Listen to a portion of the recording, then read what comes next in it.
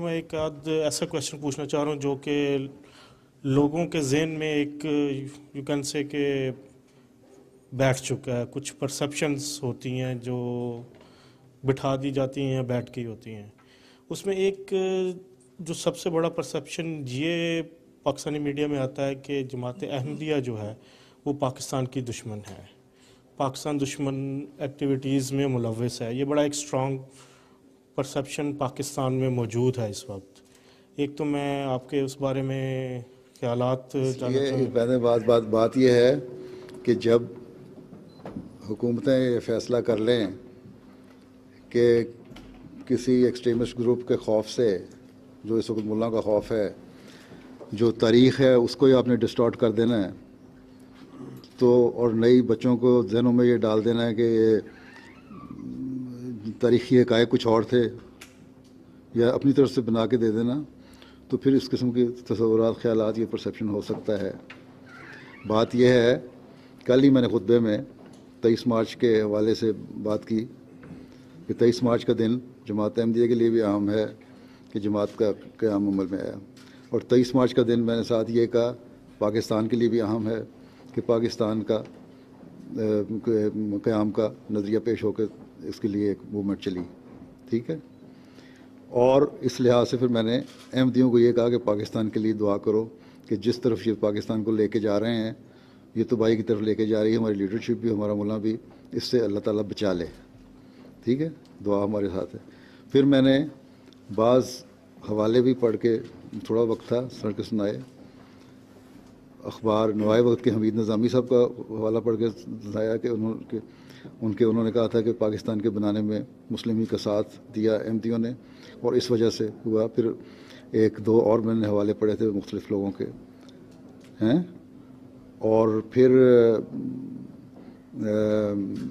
ایک بھول رہا ہوں میں نام ان کا, حوالہ تو میں نے پڑھا, لیکن اب تاریخ اگر پڑھیں صحیح تو آپ کو پتہ لگے گا کہ وہ صاحب نے کہا کہ میں ایک میٹنگ میں گیا تھا مسلم لیگ کی, تو قائد اعظم نے مجھے پیغام دیا کہ تم بٹالہ جا رہے ہو تو قادیان بھی ہو آنا. تو میں اپنی میٹنگ سے فارغ ہوا تو رات کو 12 بجے میں قادیان پہنچا. میں نے وہاں قادیانی خلیفہ مرزا بشیر الدین محمود احمد کو پیغام بھیجا 12 بجے. وہ سونے چلے گئے تھے, انہوں نے نیچے اترے, گھر سے آئے اور پوچھا ہاں کیا ہے, جب پتہ لگا کہ قائد اعظم کا پیغام لے کے آیا ہوں. تو انہوں نے کہا کہ قائد اعظم سے کہہ دو کہ ہم ہماری دعائیں بھی تمہارے ساتھ ہیں, اور ہر جو ہے احمدی وہ مسلم لیگ کے ساتھ ہے, اور اس مسلم کو ہم ووٹ دیں گے پاکستان تاکہ بنے. اس کے بعد کہتے ہیں مجھے, کیونکہ مودودی صاحب کے لیے بھی تھا پیغام, ان کے پاس بھی میں گیا, وہ کہیں تھے لدھیانے یا کسی جگہ پہ تھے, یا پٹھان کوٹ میں تھے, ہاں سردار شوکت حیات گئے تھے پٹھان کوٹ میں. ان کے پاس گیا تو انہوں نے کہا کیا پیغام لائے ہو تم کا, کس لیے میں دعا کروں, ہم تو عظیم تر ہندوستان کو پتہ نہیں مسلمان مملکت بنائیں گے تو یہ ہوگا اور وہ ہوگا. میں پاکستان کو نہیں ناپاکستان سمجھتا ہوں. یہ پاک تو ہو نہیں سکتا, یہ ناپاکی ہے اس میں, یہ ناپاکستان بنے گا. تو اس نے خود ہی, انہوں نے سردار شوکت حیات نے موازنہ کیا, یہ دونوں کا حال تھا. اور اس کے بعد پھر انہوں نے مثال دی ہے کہ مرزا بشیر الدین محمود احمد نے کہا تھا کہ اگر ہمارا احمدی بھی کوئی کھڑا ہوگا نا مسلم لیگ کے مقابلے میں تو وہ بھی, اس کو ہم ووٹ نہیں دیں گے احمدی.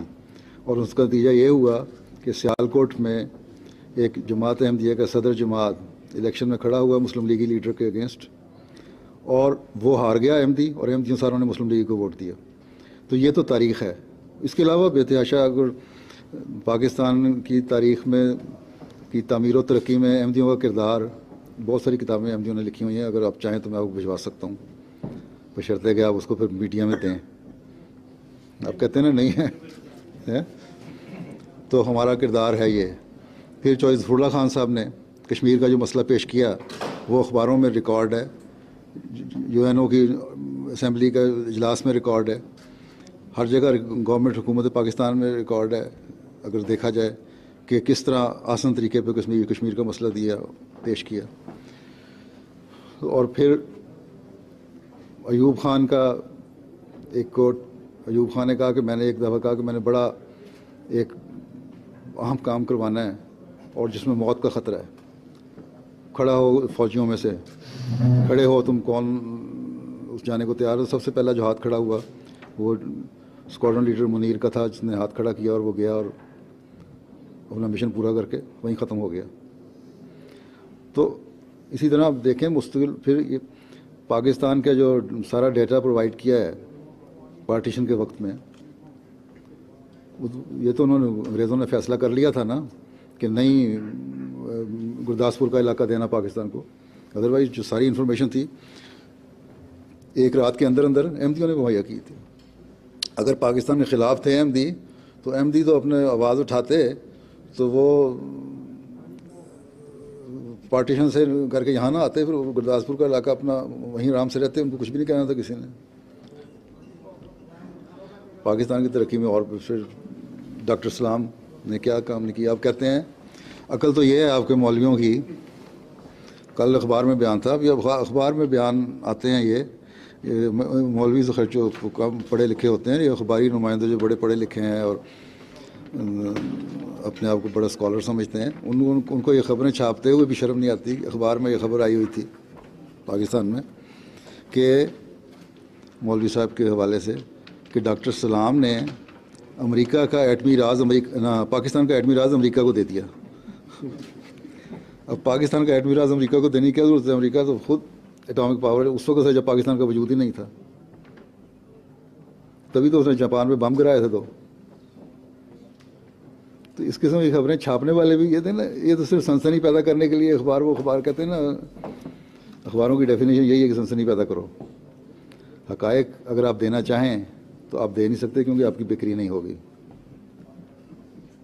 ٹھیک ہے، ٹیلی ویژن چینل پہ آپ دینا چاہیں تو آپ دے نہیں سکتے کیونکہ مولوی آپ کو کل کو ایسا دھمکیاں دے گا یا کہے گا آپ کے رشتہ داروں کو یا آپ کی پراپرٹی کو میں پاکستان میں تباہ و برباد کر دوں گا. آپ کہیں گے اچھا بھائی خدا کے واسطے معاف کر دو. تو یہ چیزیں نہیں ہو سکتی. اگر آپ لوگوں میں صحافیوں میں جرت پیدا ہو جائے، ٹی وی چینل والوں پہ جرت پیدا ہو جائے تو یہ سب کچھ ختم ہو سکتا ہے. میں تو پہلے ہی کہا کرتا ہوں کہ ان مولویوں کے پاس یا ٹیررسٹ گروپس کے پاس پیسہ کہاں سے آتا ہے؟ کیا ان کی کوئی فیکٹریاں لگی ہوئی ہیں؟ کیا ان کی سونے کی کانیں ہیں یا ان کے وائل ویل ہیں یا ان کے پاس آرمز اینڈ ایمونیشن بڑا سوفسٹیکیٹڈ قسم کا آتا ہے؟ وہ کہاں سے آتا ہے؟ کوئی ان کو مہیا کر رہا ہے نا، تو اس مہیا کرنے والے کو پکڑ لو. میں تو بڑے پاورز کو بھی یہی کہا کرتا ہوں جو کوئی پولیٹیکل لیڈر مجھے ملتے ہیں کہ تمہیں بھی پتہ ہے کہاں سے آتا ہے اور دنیا کو بھی پتہ ہے. اس لیے یہ تو تمہیں اشک شوئی ہے. اس لیے